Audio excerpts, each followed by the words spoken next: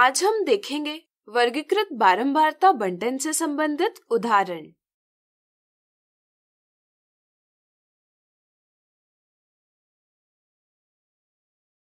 किसी कक्षा में बच्चों की ऊंचाई ज्ञात की गई।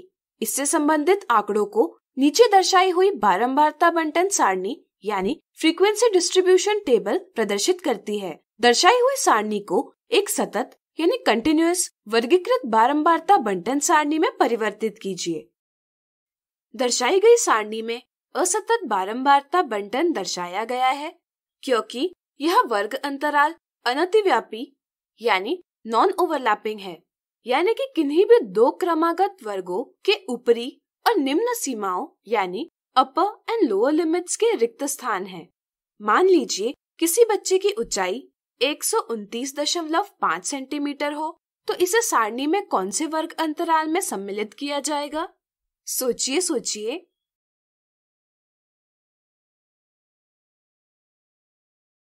चलिए हम बताते हैं।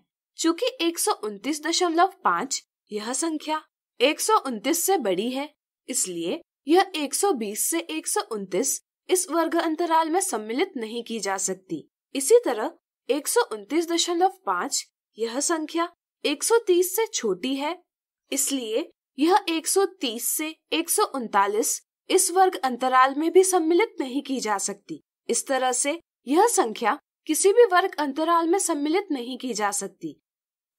ऐसी स्थिति में यह आवश्यक है कि हम असतत बारंबारता बंटन को सतत बारंबारता बंटन में परिवर्तित करें। तो चलिए शुरुआत करते हैं। सतत बारंबारता बंटन प्राप्त करने के लिए हमें वर्ग अंतरालों को विभक्त करना होगा। इससे क्रमागत अंतरालों की ऊपरी और निम्न सीमाएं समान हो जाएंगी। इसके लिए हम एक वर्ग की ऊपरी सीमा को क्रमागत आने वाले वर्ग की सीमा की निम्न सीमा में से घटाएंगे और परिणाम को 2 से विभाजित करेंगे।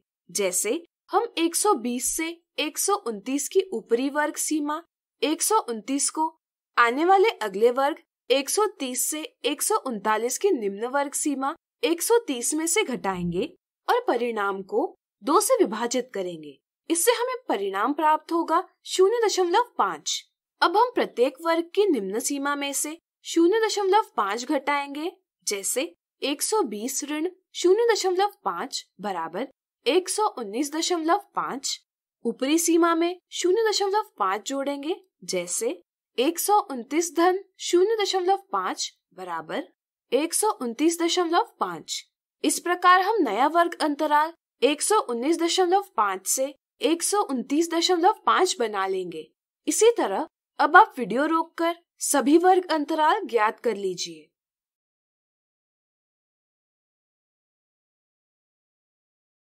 आपको वर्ग अंतराल इस प्रकार प्राप्त होंगे।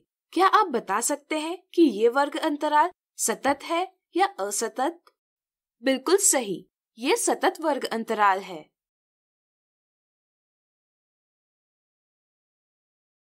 अब हम इन वर्गों को इस प्रकार सारणीबद्ध कर सकते हैं।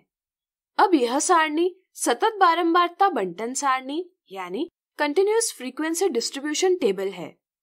अब क्या आप बता सकते हैं कि 129.5 को किस वर्ग अंतराल में सम्मिलित किया जाएगा? सोचिए।